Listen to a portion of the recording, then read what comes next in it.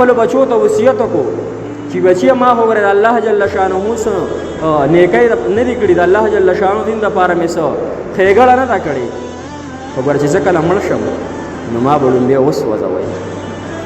ما به لومبی وسوځوئ. کله چې زه وسوځم ایره ایره شمه، ټوکړي ټوکړي شمه، زما د وجود خاورې به راوالی، هغه به نیمې په دریاب کې وغورځوئ، نیمه په هوا کې وغورځوئ، په دنیا په وچه کې به یې وغورځوئ. د هغه د وصیت مطابق هغه څرنګې ورسره وشو چې کله وفات شو نو هغه بچوی وسوځو، بچوی نیمه خاوره په دریاب کې وغورځوله، نیمه خاوره د هغه چې کوم د وجود خاوره وه نیمه په وچه باندې وغورځوله. نو کله چې الله جل شانه په دربار کې پیش شو نو الله جل شانه یې تپوس کې زما بنده داسې دې ولې وکړه؟ حدیث مبارک کې راځي هغه انسان ته الله جل شانه دا مې ستا د یرې د وجې نه کړي دي،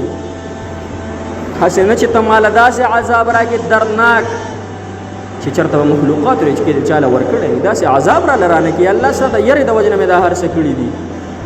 نو الله جل شانه ته فرمایله زما بنده ته دا پته نه شي چې انسان زه دوباره جوړوم، څنګه چې به یهودیانو دا مخکې به پروپیګنډا دغه کوله چې الله جل شانه چې کله انسان مړ شي بیا به یې څنګه سازوي. نو دا پیدا کړی الله جل شانه څنګه دی، دغه رنګ به الله جل شانه پیدا هم کړي، هغه ذرې ذرې به ستا د وجود راټول شي، الله جل شانه به دوباره انسان درکړي. ځان ته به ودرې څه دي کړي،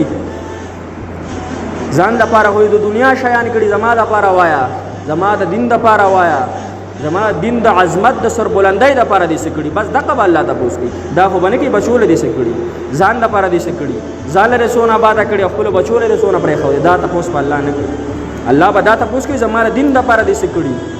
دې خپلې زندګۍ کې زما تابعداري څونه کړې، دا کم مال جان وخت چې مې درکړو دې کې د مال سره وړي، بس دغه تپوس کوي. عزتمند مسلمانانو هغه انسان چې الله جل شانه ځان ته ودروي الله سره یې مې ارسه کړي، الله جل شانه فرمایي چې تا ته پته نه و چې دا دوباره زه به انسان جوړوم. نو بیا حدیث مبارک کې راځي غفر الله له، الله جل شانه د هغه مغفرت د څه د وجې نه، د الله جل شانه په دونه رحم وکړو، د یارې د وجې نه، د الله جل شانه نه به ناامیده کېږو. نو الله جل شانه په چا دوه یارې نه یو ځای کوي، ښه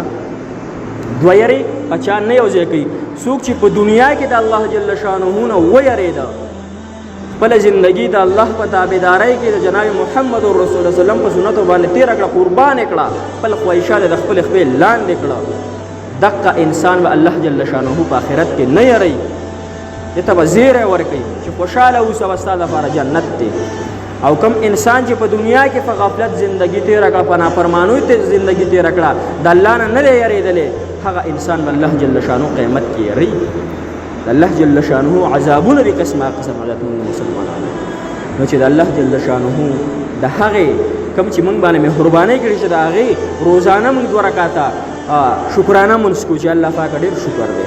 په دې زندګۍ باندې ډېر شکر دی الله چې تا مانه دا زندګي را کړې، دا صحت دې را کړې، او دا خپل 15 وخته مونځ را باندې کړه، دا ټکه ټوکه عبادت را باندې کړه الله جل شانه. نو دغه لږه زندګي د عزتمند مسلمانانو مختصر زندګي ده، خپل ځان وپېژنو، خپل الله سره تعلق برابر کړو، ځکه د الله محبت په دنیا کې راتلونکی دی، په آخرت کې راتلونکی دی، په قبر کې راتلونکی دی، په جنت کې مزید. نو کله چې الله جل شانه یو آیات نازل کو،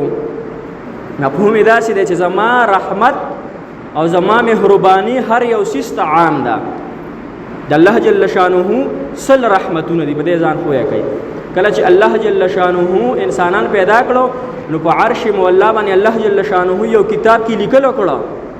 هغه کتاب کې دا لیکل کړو چې زما مهرباني زما رحمت په زما په غضب باندې غالب وي. هغه د رحمت هغه کتاب چې دی الله جل شانه ز په خپل عرش باندې موجود دی. نو الله جل شانه یو رحمت یو محبت د بنده په زړه کې اچولی. یو نو مور د بچی سره څونه محبت کوي، پلار د خپل زوی سره څونه شفقت کوي، ټول ورځ دیاړیانې کوي، غریب خولې به د خوړو نه ډکي او خپل بچی له راوړي او خوري اسکی بچي. نو الله جل شانه دون رحمتونه هم باندې راوړي عزتمند مسلمانانو. نو دغه رنګ چې موږ د لږه زندگی د الله جل شانه په تابعدارۍ کې تیر کړو او د جناب محمد رسول الله سلام په حکمونو کې تیر کړو. نو کله چې دا آیات نازل شو نو شیطان هو رزل لګنه زمونږه هغه آدم علیه السلام حوا رضی الله تعالی هغه هم د جنت ته راایستلی دي. زمونږ حکم چې دشمن دی ابدي دشمن دی هغه شیطان دی نو هغه چې کله دا آیات واورېدو چې الله جل شانه رحمت هر یو سیس ته عام دی نو هغه وی چې من ای شیء زه هم یو شی زما زه هم الله ته عرض وکړه الله زه هم یو شی زما دا رحمت خو به زما دپاره هم بیا به زم جنت ته ځم نو الله جل شانه ته قرآن کې بل آیات نازل کړو چې نه دا صرف د مؤمنانو مسلمانانو دپاره د رحمت دی او هغه چا دپاره دی چې څوک زکات ورکړي دا ګوره زه تاته حدیث او د حدیث مبارکه او تشریح بیانوم او قرآن درته بیانوم دقه رنګې مفهوم یې دی چې څوک زما تابعداري کوي او څوک زکات ورکوي دا مهرباني به صرف د هغې خلکو دپاره وي بیا چې دی یهود او نصوارا هغوی دا بل اعتراض وکړو چې الله پاکه مونږ خو زکات هم ورکو او مونږ خو خپل عبادت هم کوو څوک یهودیان نصوارا کوي نو مونږ به هم بیا جنت ته ځو نو الله جل شانه ته بل آیات نازل کړو چې نه ستاسو دپاره دا نه دی څوک چې ستاسو دپاره دا نه دی څوک چې زما او زما د رسول صلی الله علیه وسلم تابعداري کوي دا رحمتونه صرف د هغه دپاره دي نو د الله جل شانه رحمتونه هم موږ او تاسو راوریږي لیکن موږ نن په غفلت کې پراته مسلمانان وګورو نن هر سیټ مسلمان په